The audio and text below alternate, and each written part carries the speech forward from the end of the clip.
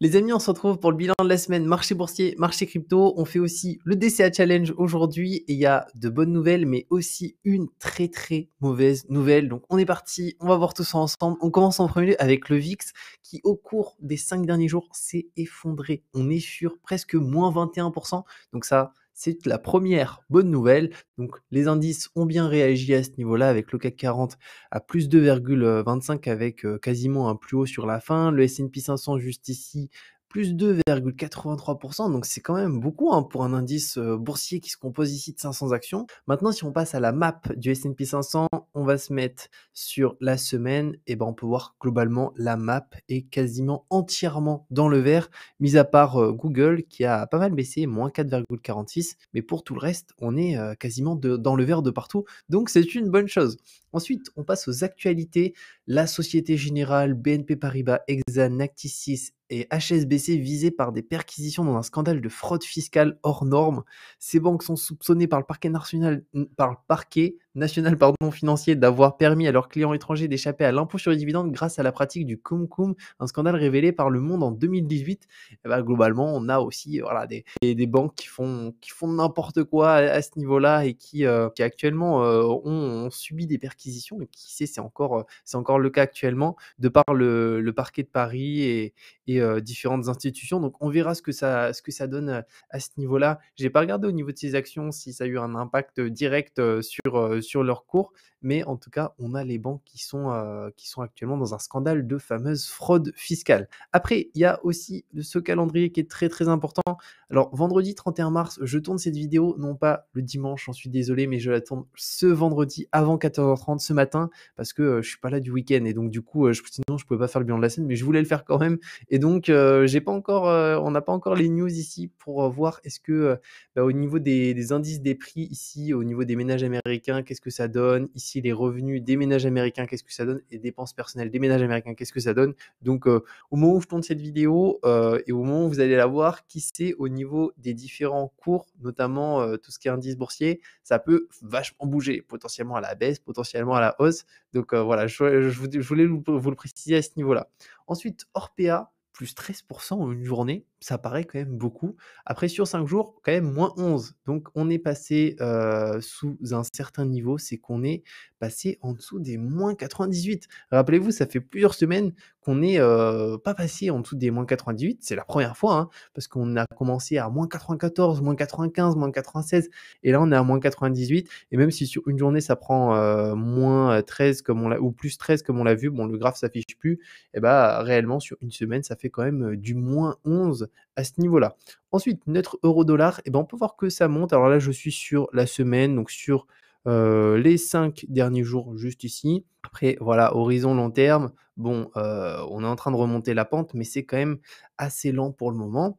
Mais voilà, en tout cas, ça remonte la pente petit à petit. Sur la semaine, c'est plutôt pas mal pour directement notre euro. Maintenant, les cryptos. Alors, sur une semaine, globalement, il ne s'est pas passé grand-chose au niveau des cryptos. On a un Bitcoin qui est à 28 150, un Ethereum à 1 800 $, du BNB à 317. Donc on est à peu près flat hein, de partout, il ne s'est pas passé énormément de choses. Et maintenant, on passe à la mauvaise nouvelle, qui est la suivante. Alors ça risque peut-être même d'impacter les bilans de la semaine, je ne sais pas, il va falloir voir, parce que pour l'instant, il n'y a pas plus de précision, mais une loi influenceur, l'Assemblée nationale se prononce pour l'interdiction de la promotion crypto. Alors du coup, j'ai essayé de lire différents articles alors, sur le journal du coin, mais il y en a aussi d'autres sur Cryptost, etc. Mais c'est pas encore hyper clair. La seule indication qui est présente, c'est l'interdiction pour les secteurs crypto de recourir aux influenceurs pour les PSAN enregistrés et non PSAN. Donc en gros, si j'ai bien compris, il faut pour faire la promotion de produits crypto que ça soit enregistré PSAN. Mais le souci, c'est qu'en France, il n'y a aucun établissement qui est enregistré PSAN. Donc globalement, il n'y a plus de promotion du tout. Mais je ne sais pas s'il parle de promotion rémunérée réellement.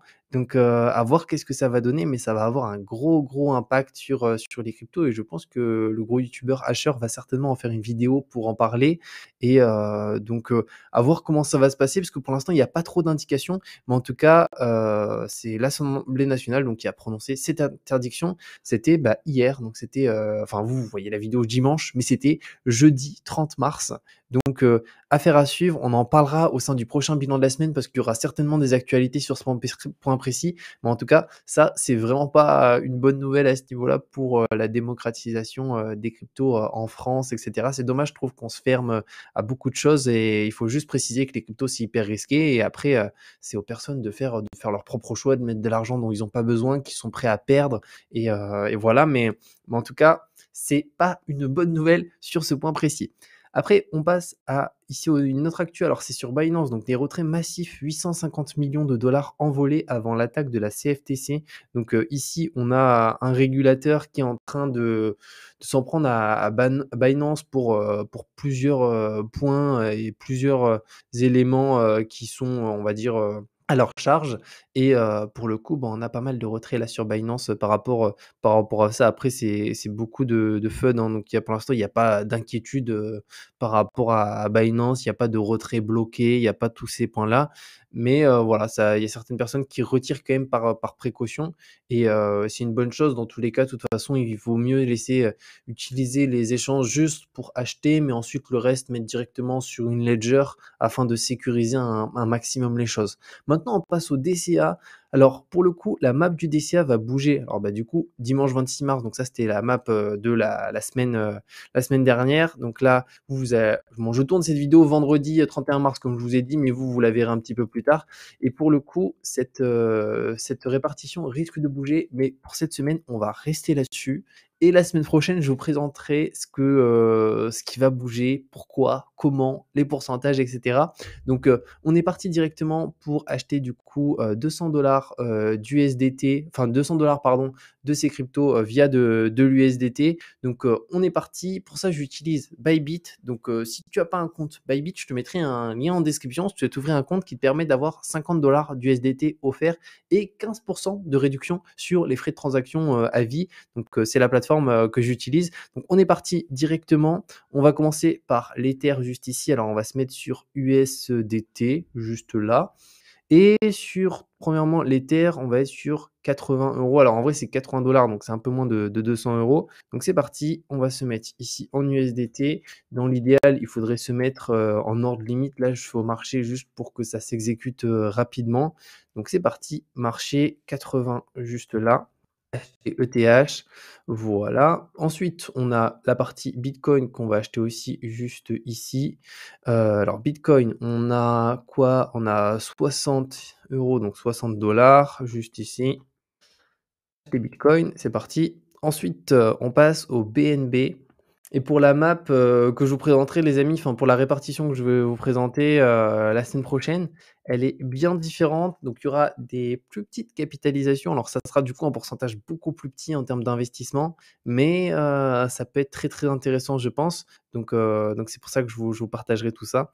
Donc la BNB, on est sur 14, acheter BNB, juste ici. Ensuite, on a Cosmos, donc Atom, on est sur 8 dollars. Donc on va se mettre ici, Atom, tac, 8, acheter Atom. Et bien entendu, il faut aussi que je vous présente, c'est vrai que j'ai oublié de vous présenter un peu l'évolution du portefeuille. Donc qu'est-ce que ça donne pour le moment? Donc je vais le faire. On va juste d'abord compléter tous ces éléments ensemble. Et comme ça, juste après, je vous présente directement qu'est-ce que ça a donné. Et on a ensuite du Elrond, donc EGLD. Mince, j'ai fermé Bybit. Bon, je vais me reconnecter. EGLD 8. Voilà. Ensuite, Solana, Sol. Ensuite, Cardano, donc c'est ADA, juste là. On part sur 8 aussi. Voilà. Et on finit par Dogecoin. On est à 6 dollars, donc on va se mettre aussi dessus. Et voici, donc c'est bon, là on a passé tous nos ordres au niveau de ce portefeuille DCA et maintenant je vais vous partager mon écran pour voir l'évolution du portefeuille, où est-ce qu'on en est. Alors je vais activer directement le partage d'écran. Donc là c'est bon, on est sur mon écran et on peut voir du coup le portefeuille. Donc actuellement la valeur du portefeuille, on a 365 euros, on est à moins 0,94%. Alors ça c'est sur un jour, nous on va se mettre depuis le début, donc tout depuis le début du DCA. Donc on est à moins 2,29%, donc moins 8,56%. Donc ça c'est hyper intéressant de faire le DCA qu'on fait chaque semaine parce que ça va nous permettre vraiment de lisser nos prix d'entrée durant les prochains mois et on verra clairement, ça va être explosif à ce niveau-là lorsqu'on va voir les cryptos qui vont remonter. Ensuite, du coup, on a, ici nos différentes cryptos. Donc comme je vous ai dit, ça va bouger à partir de la semaine dernière et je vous présenterai quelques rectifications qui vont être ajoutées au portefeuille et on a notre Cardano qui est en hausse et après tout le reste qui est dans le rouge. Alors franchement, c'est pas trop, violent, mis à part pour, c'est vrai que le BNB, vu, suite à cette affaire, on a eu le BNB qui a pas mal baissé, donc on est à -8,14. Mais, je pense que ça risque, de remonter, juste par rapport à ça. Donc, voilà par rapport à ce bilan, les amis, au niveau de, ce bilan bourse et crypto et ce DCA challenge. J'espère que ça vous a plu. N'hésitez pas si vous avez des questions à les mettre directement, dans les commentaires et en tout cas, vous inquiétez pas pour les prochains bilans de la semaine, ça sera bien tourné le dimanche. C'est juste que ce week-end, je vais à un événement en fait pour vous expliquer rapidement où, en fait, c'est une maison qui a été louée avec, différentes personnes, des personnes de la crypto d'ailleurs aussi et c'est pour échanger, discuter ensemble et tout et donc c'est aussi pour ça que je pense que je pourrais modifier le portefeuille, mais je vous partagerai parce que ce que je vais faire, parce que là, il y aura vraiment un expert des cryptos qui a fait des très belles choses, donc je vais pouvoir lui poser des questions et on reviendra du coup sur ces différents sujets la semaine dernière. Donc prenez soin de vous, passez un très bon week-end et comme je vous ai dit, je vous mets le lien en description pour ceux qui souhaitent faire le DCA Challenge en même temps. Vous pouvez, donc je vous mets le lien en description vers Bybit avec les bonus. Donc c'est des bonus exclusifs. Donc comme j'ai dit, il y a 50 $ d'USDT offerts lorsqu'on ouvre son compte et qu'on dépose plus que 100 €. Donc c'est la seule condition. Il suffit de déposer 101 € pour avoir directement 50 $ d'USDT offerts. Et au-delà de ça, il y a aussi 15% de réduction sur les frais de transaction à vie. Et je vous dis à très bientôt pour une nouvelle vidéo.